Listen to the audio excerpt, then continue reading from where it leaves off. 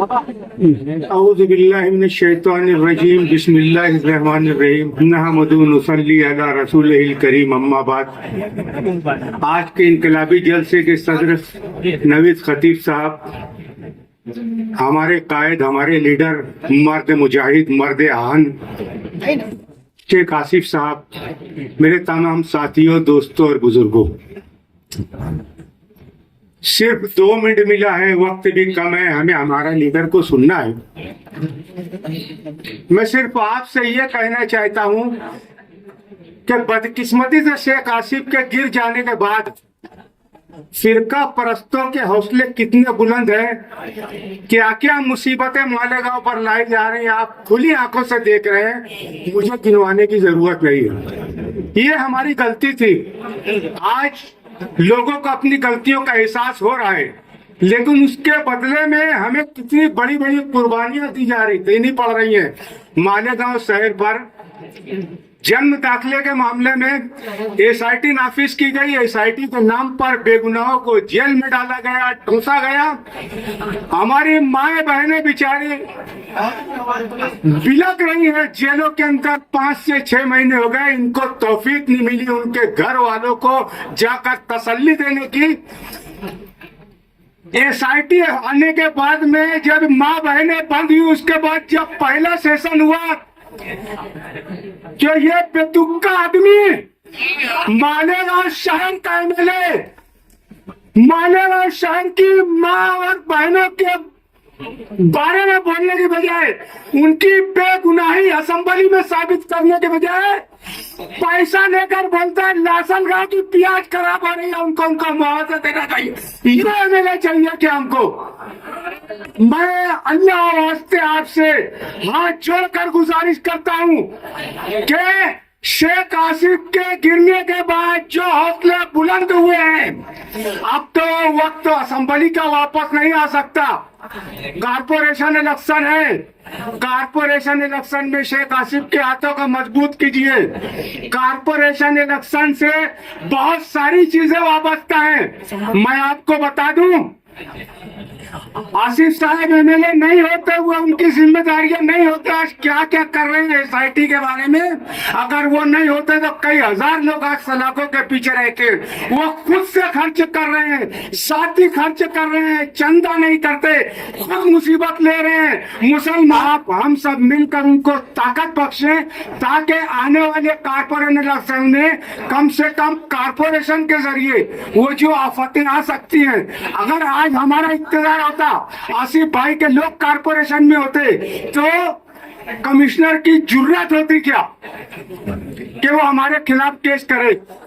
आयर madam जो यहाँ की हेल्थ ऑफिसर है, 1044 लोगों के खिलाफ उसके किए केस दाखिल किया। जो कुछ भी हो रहा है, अगर कारपोरेशन हमारे हाथ में होती तो मेयर हमारा होता, मेजॉरिटी हमारी होती,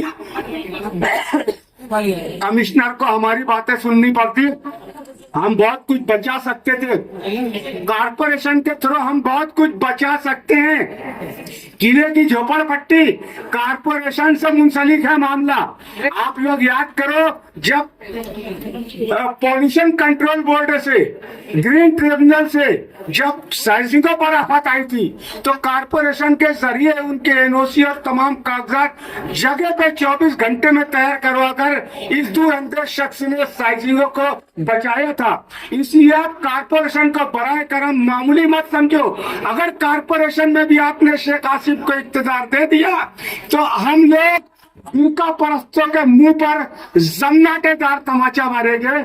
आज ये हमारी जो इस्लाम पार्टी है, मैं आपको बता दूं कि हम सेकुलर संविधान को मानने वाले लोग हैं, हम जमहूरियत को मानने वाले लोग हैं। हमारी पार्टी का नाम इंडियन सेकुलर लार्जेस्ट असेंबली और महाराष्ट्र, मतलब हिंदुस्तान की सेकुलर पार्टी महाराष्ट्र के जो इतनी बड़ी असेंबली है, उसके अंदर हमारी पार्टी इंडियन हिंदुस्तानी सेकुलर को मानने वाला, उसका शॉर्ट फॉर्म है ISNAM। ये होता है इस्लाम। अब किसी को इस्लाम बोलने में चिड़ लगती हो लगा करे। इस्लाम ने हमको जो दर्स दिया है, इस्लाम ने हमको जो तरबियत दी है, हम इस्लाम पर कारबंद रहते हुए मुसलमानों को, अकलियत को, हिमालय गांव की शनाख्त को बचाने के लिए जो जो कुर्बानी हमें देनी पड़ेंगे, इंशाअल्लाह हम देंगे। और आज हम यहाँ से ऐड करते हुए कि कारपोरेशन हम इंशाअल्लाह शेख आसिफ साहब के इख्तियार में, उनके हाथ में क़यादत देंगे। खुदा हाफिज।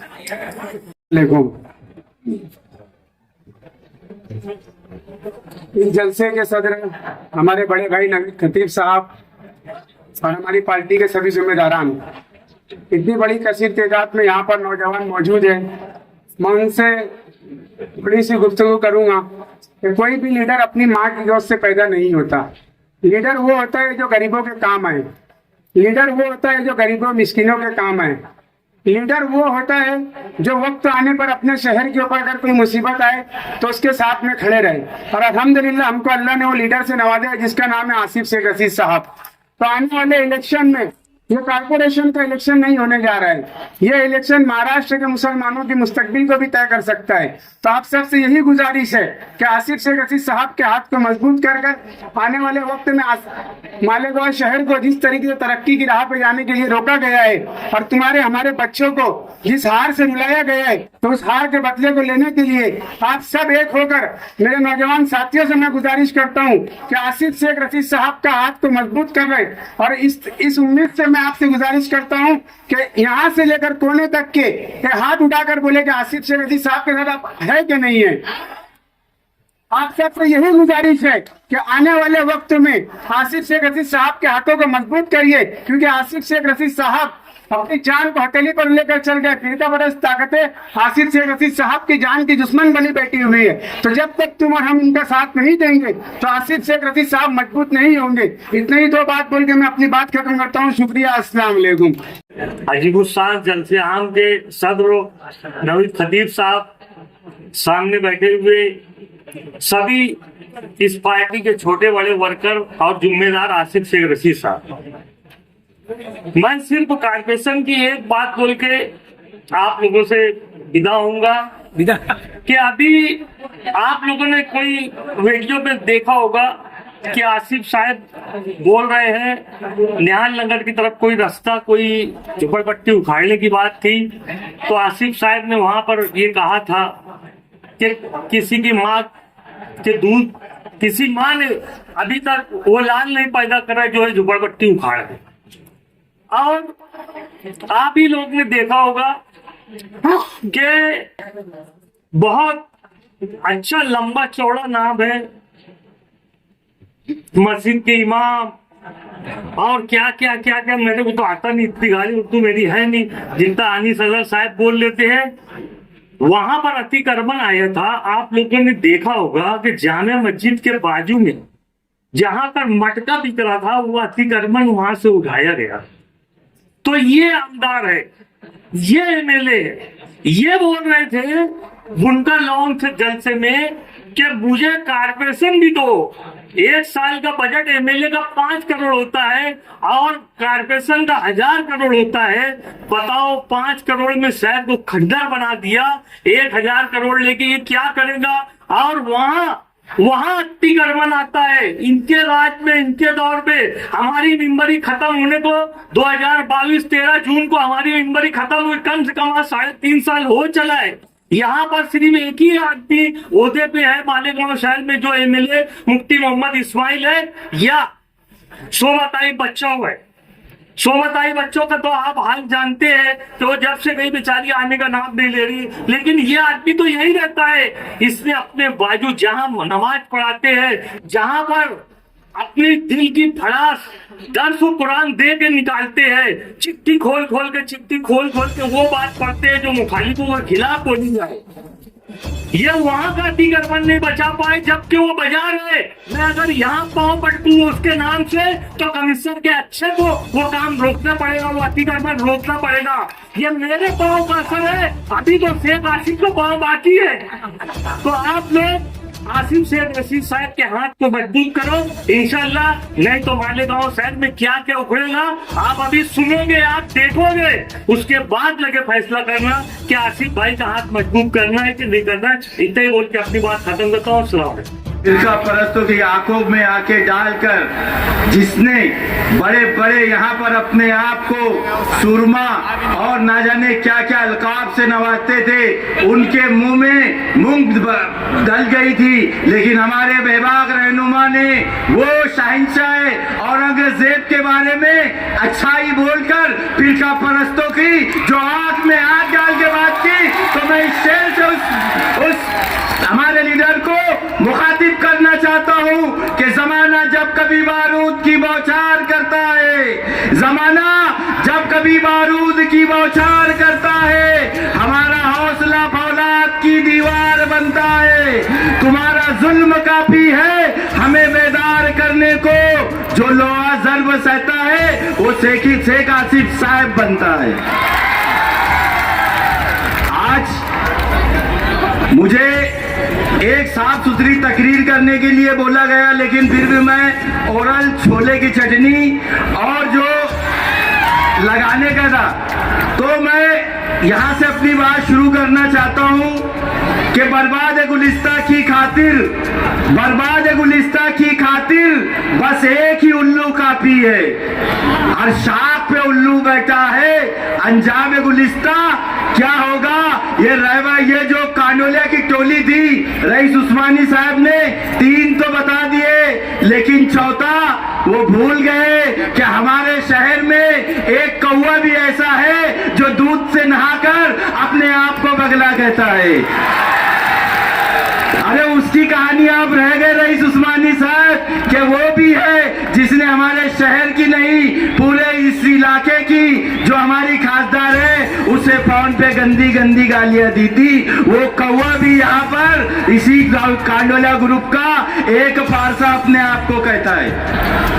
आप लोगों को ये ध्यान रखना चाहिए कि हमारे शहर में आज आसिफ शेख रशीद साहब वही 2 लीडर है जो काम कर रहे हैं, वही 2 खानदान है, शेख रशीद खानदान है जो गरीबों की हमदर्दी करते हैं और काम करते हैं। बाकी नक्टों का मेला है और कौन गुरु कौन चेला है।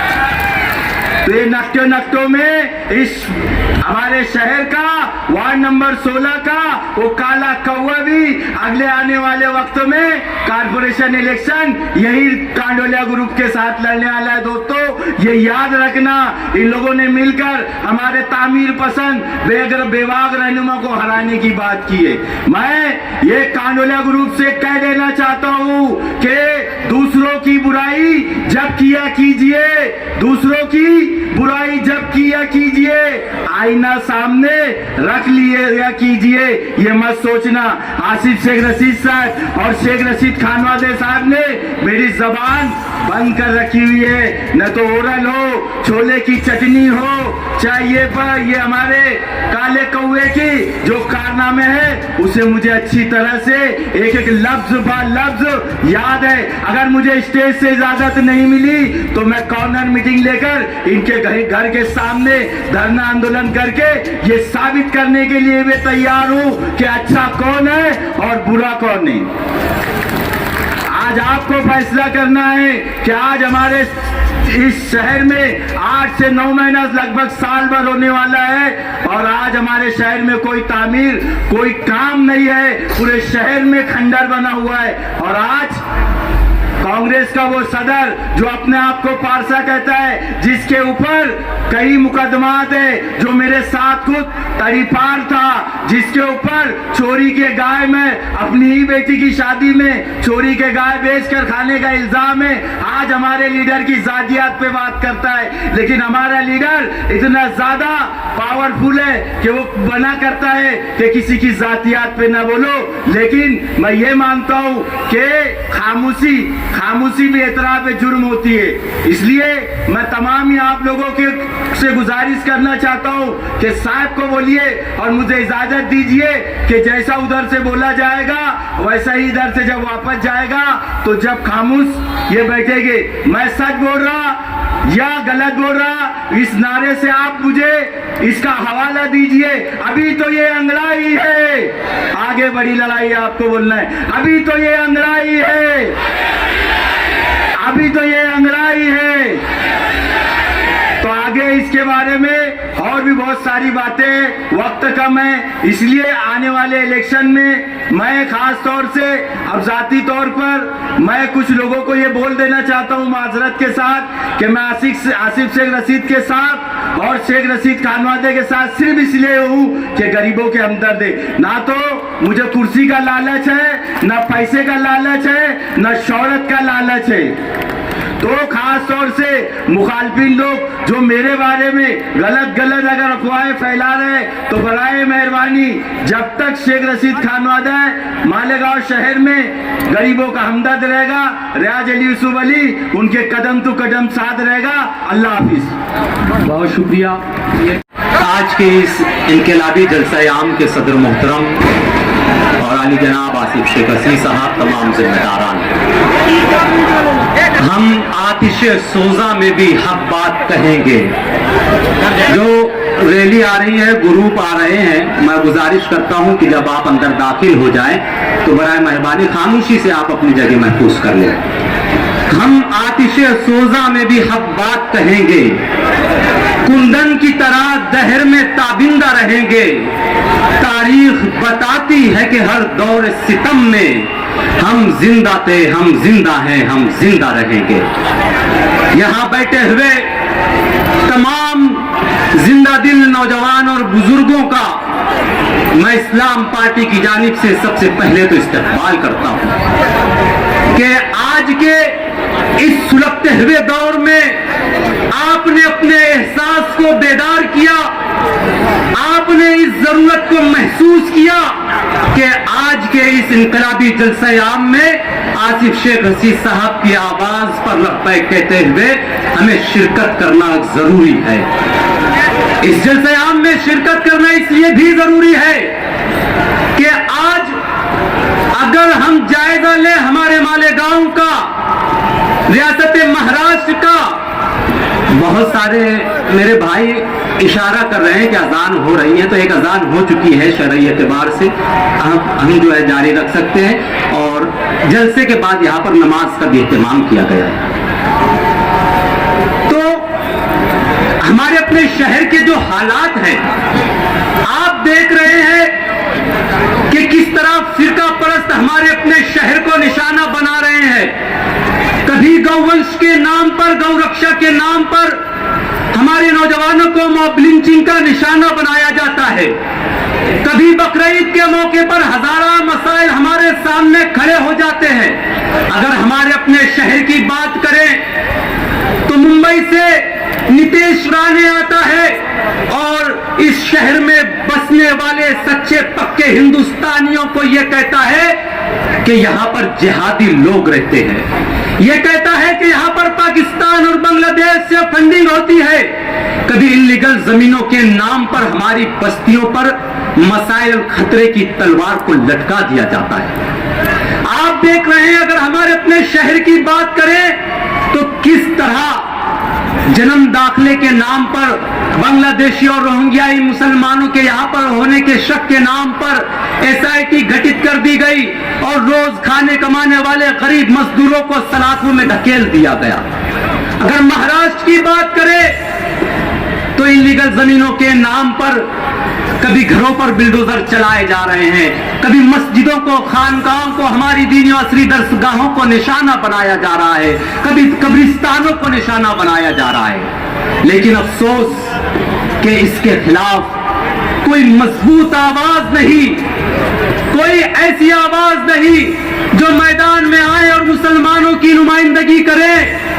चंद नामी आवाजें हैं जो इलेक्शन के वक्त बुलंद होती है, इलेक्शन हो जाता है तो फिर वो अपने महलों में महफूज हो जाते हैं। अगर हमारे अपने शहर की बात करें तो आप अपने दिल पर हाथ रखें और अपने दिल से सवाल करें कि हमारे शहर पर जो मसाइल आ रहे हैं, इन मसाइल के खिलाफ किसको लड़ना चाहिए था, किसको मैदान में आना चाहिए था, किसको नुमाइंदगी करनी चाहिए थी। तो आपके दिल से यह आवाज आएगी कि जिस नुमाइंदे को इस शहर ने इख्तिदार बख्शा उसे नुमाइंदगी करनी चाहिए थी, लेकिन नुमाइंदा अपने लबों पर मसलहत का ताला लगाए अपने हुजरे से बाहर आने के लिए तैयार नहीं।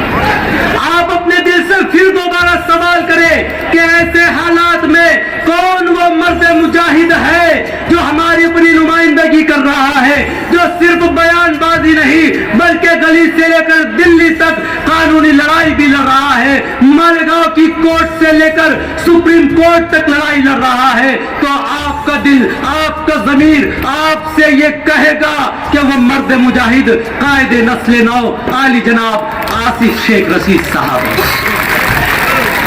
हाजरीन, आज का ये जलसा आम सिर्फ मालेगांव नहीं बल्कि महाराष्ट्र के मुसलमानों की सियासी मुस्तकबिल तय करने का जलसा है। आज का ये इनकलाबी जलसा आम फिरका परस्तों के मुंह पर जन्नाटेदार तमाचा रसीद करने वाला है। आज का ये जलसा आम तय करेगा कि महाराष्ट्र के मुसलमानों का सियासी कायद कौन होगा। आज का ये जलसा आम फैसला करेगा कि महाराष्ट्र के मुसलमानों का सियासी मुस्तकबिल क्या होगा। आज का ये इनकलाबी जलसा आम तय करेगा कि महाराष्ट्र के मुसलमान फिरका परस्तों की ईद का जवाब पत्थर से किस तरह देंगे। आज का ये जलसा आम तय करेगा कि महाराष्ट्र के मुसलमान किस तरह महाराष्ट्र में पूरी आजादी के साथ जमहूरी तरीके से तहफ्फुज़ के साथ अपनी जिंदगी गुजार सकेंगे। आज का ये जलसा आम तय करेगा कि महाराष्ट्र के मुसलमान किस तरह वक्फ इमलाक का तहफ्फुज़ तय करेंगे। आज का ये इनकलाबी जलसा आम ये भी तय करेगा कि महाराष्ट्र के मुसलमान अपने घरों की हिफाजत किस तरह करेंगे, फिरका परस्तों से लोहा किस तरह लेंगे, किस तरह ये नौजवान जिनको गौरक्षक के नाम पर और गौवंश के नाम पर मॉब लिंचिंग का निशाना बना दिया जाता है, वो किस तरह अपनी लड़ाई लड़ सकेंगे। आज मालेगांव में आसिफ शेख रशीद साहब की नुमाइंदगी देखते हुए महाराष्ट्र के मुसलमान ये कह रहे हैं कि आसिफ शेख रशीद साहब, आप मालेगांव की नुमाइंदगी तो कर रहे हैं, आप मालेगांव के मसाइल हल कर रहे हैं, आप मालेगांव के मुस्तकबिल को ताबनाक कर रहे हैं, लेकिन हम चाहते हैं कि आप सिर्फ मालेगांव नहीं बल्कि पूरे महाराष्ट्र के मुसलमानों के कायद बनिए। क्या आप चाहते हैं ये बात? तो जरा हाथ उठाकर बताएं कि हम और आप चाहते हैं कि आसिफ शेख रशीद साहब पूरे महाराष्ट्र के मुसलमान। आसिफ साहब आगे बढ़ो, आसिफ साहब आगे बढ़ो।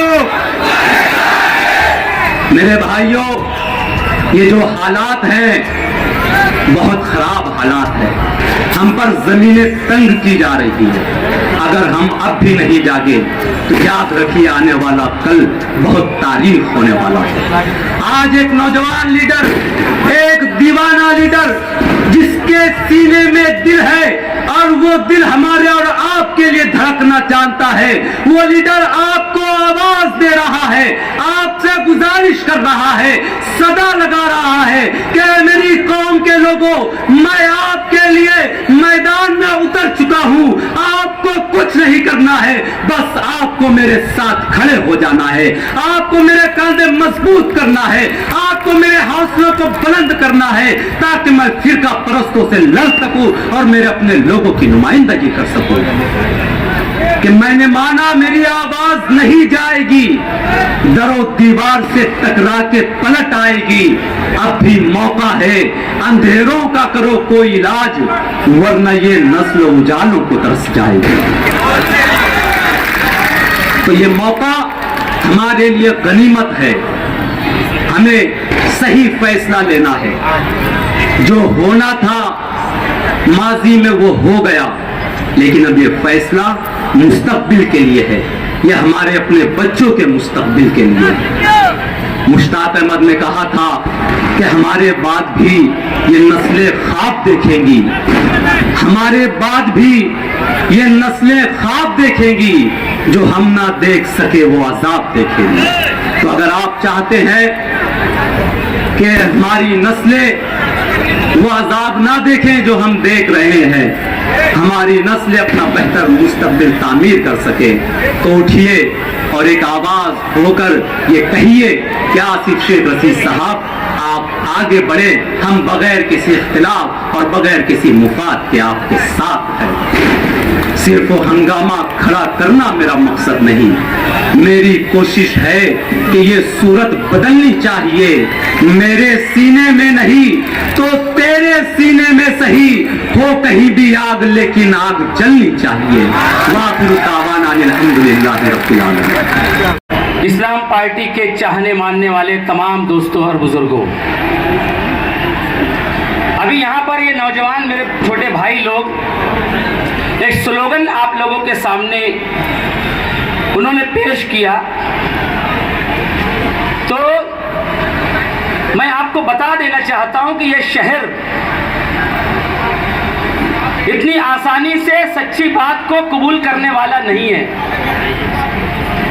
इस शहर को आसिफ साहब के साथ क्यों चलना है, इस नारे के साथ साथ बहुत खुल के बोलना पड़ेगा कि अगर ओरल वाकयात का और ज्यादा शहर में मुशाहिदा देखना है तो मुफ्ती के साथ चलो। छोले की चटनी लफड़े में डालना है तो मुफ्ती के साथ चलो। ऑडियो वीडियो और ये तमाम गंदी हरकतों को पूरे शहर के अंदर फलता फूलता देखना चाहते हो तो मुफ्ती के साथ चलो। शहर में और 500 खुदकुशियां करवानी हो तो मुफ्ती के साथ चलो। और ज्यादा फहश काम इस शहर के अंदर हो, अगर आप ऐसा कुछ चाहते हो कि ये शहर फहश कामों में मुलव्विस होता रहे तो मुफ्ती के साथ चलो। अगर तुम इस शहर को तालीम के उजाले से निकालकर बुराई के अड्डों तक पहुंचाना चाहते हो तो मुफ्ती के साथ चलो, क्योंकि अभी मुफ्ती ने हाल में तालीम पर हमला कर दिया है, तालीम पर।